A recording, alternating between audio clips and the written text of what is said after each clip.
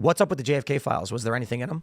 Okay, so let me see if I can explain this. For many years, there are folders on the National Archives website for every year, going back to the Assassination Records Review Board coming out with folders of that year. And there's been releases every year. The most recent one was 2023 under Joe Biden. 2024, we had nothing. There's a folder for 2022. There's thousands of documents in there, and Kennedy researchers go through them slowly because it takes so long to do that. This is really like a document dump, Tim, because they're dumping out, hundreds of thousands of documents, and there is no, as Mike Ben said, where is the summary? There is no summary. There's no search engine. There's no way. So I have to, and all of us have to, sit there and click one after another. Now, I can get rid of them quickly because I know what I'm looking for, and I'll find it when I see it. But what I've seen from these files that were just released, and I've looked at about, 750 of them right now, it's mostly about the Cuban involvement, not in the Kennedy assassination, but in the Bay of Pigs. Those are the documents that got released? Yeah, so far. Now, I'm only 750 docs or 1,000 in. There's probably another. There was 16,000 more released, I think, last night. Right. So it usually takes months or years to go through these every year. So there is some hope, though, Mark, because before in 2023 and prior, we didn't really have the huge influx of AI. Yeah.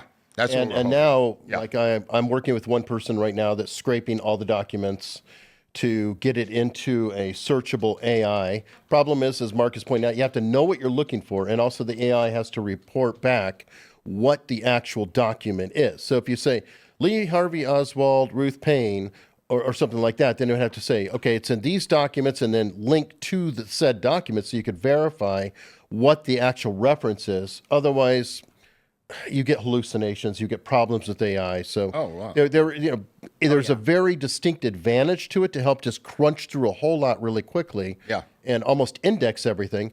But it's going to take time. And even feeding into AI, it takes weeks and weeks to scrape it. The OCR is terrible, and Mark can tell you about that. They like to photocopy and then turn it slightly, photocopy again, turn it slightly. So the OCR is garbage. You have to physically go look at the document and go, okay, that word is actually this, because the OCR can get screwed up. So. One of the techniques they used back in the day, Tim, was to photostat documents over and over again, to blur them intentionally and then turn them over to the people requesting them. So that you couldn't read them. Right. Mm-hmm. But so this was so they could claim they turned it over legitimately, but now you can't. Right. And also a lot of the files are files that we've seen before that are now unredacted. So, but the redactions are so minimal that the unredactions are minimal. In other words, it'll say the government of Australia that was redacted. Oh. So now you see the word Australia. You know what I mean? So you start to see that. But they're meaningless unredactions, but they're the same files. So what is there something they have not released that we do need to see? Is there some kind of incriminating evidence? We don't know yet. We really don't know. Until we go through all these documents, we're talking out of school, because it's going to take months and months to go through them all. We are looking for the IRS records. There's things that we want personally. Everybody's got their own thing. Like Jefferson Morley, he's looking for stuff on George Joanides, who was a CIA operative who ran the JM Wave program out of Miami. I'm personally, that was the program of propaganda and radio broadcast that we broadcast into Cuba, part of like the Voice of America, what's it called? Radio Liberty. The CIA had their own propaganda program against Cuba. So if we can, I think we need like a launching point. Can you give me the elevator pitch to what you believe happened with the JFK assassination? Yeah, I don't know if there's an elevator pitch, but the mastermind of the assassination, if you want to read a book by a guy named Philip Nelson, who just passed away, he wrote a book called LBJ, Mastermind of the Assassination. And most people believe that LBJ was the mastermind of the assassination. Now, I don't mean the nuts and bolts. He didn't get his hands dirty in that regard. There are plenty of people below him. David Atlee Phillips was the head of the Western Hemisphere CIA based in Mexico City. We believe that he was physically involved. He had an alias, Maurice Bishop. He was physically interfacing with the Cubans to pull off the physics of the assassination. But the mastermind of it, most people believe, was LBJ at this point. He was facing jail. He was about to be imprisoned. Life magazine was about to come out with a cover story on November 22nd of the crimes that he had committed with a guy named Bobby Baker, who was his underling. They had been linked to, in Maryland, actually, Ocean City, Maryland. They had a motel strip there where they brought in prostitutes and girls for congressmen to come to Ocean City, and they filmed them, and there was a lot of things going on in Ocean City, Maryland. But the bottom line was the Attorney General of the United States at the time was feeding information to Life magazine, Time magazine, and Newsweek about LBJ's corruption. LBJ was... They published, was stuff published? Yeah, stuff was published about LBJ, and more was about to be published. And the assassination actually took that off the news cycle. Do you know which copies of the Life magazine would have those stories? Yeah. Oh, yeah. I have every copy of Life magazine right there. The main copy was the one that didn't come out, which was scheduled to come out November 22nd. There are plenty of them. It's Bobby Baker bombshell. There's a bunch of Life magazine, Newsweek articles. I could send you copies. Well, so in the other room, I have 3 shelves with every copy of Life magazine. It'd be interesting. Yeah, look at Bobby Baker bombshell. I think it's probably in October, November of '63. It's starting to cook.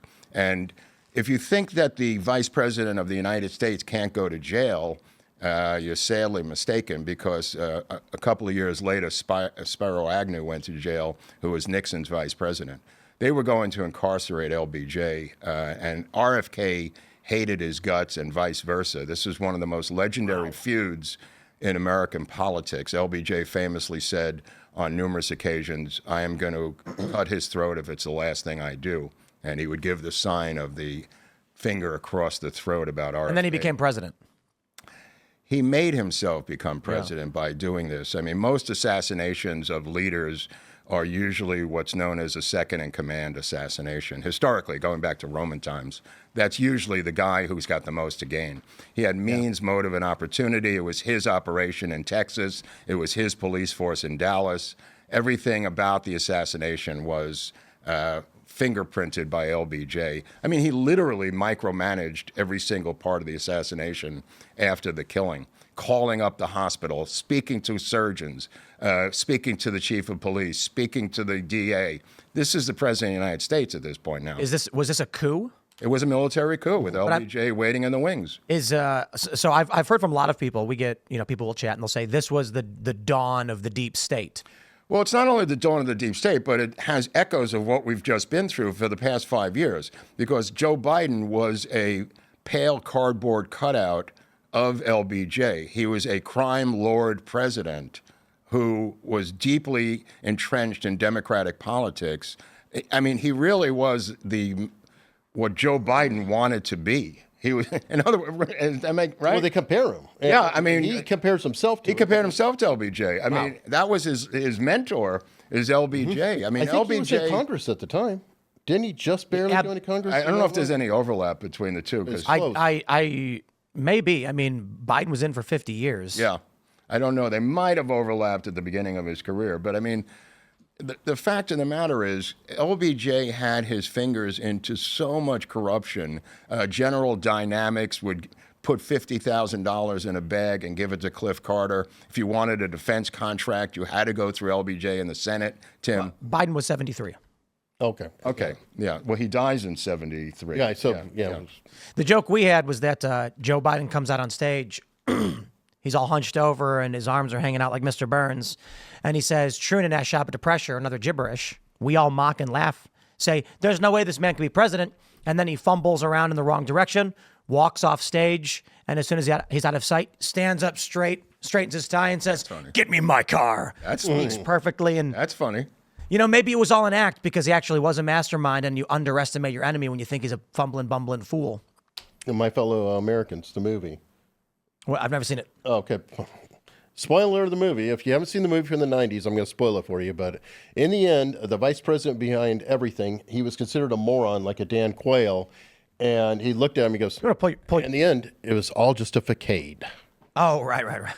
A facade. Thanks for watching this clip from the Culture War podcast. We're live every Friday, 10 a.m. to noon, so subscribe and come hang out.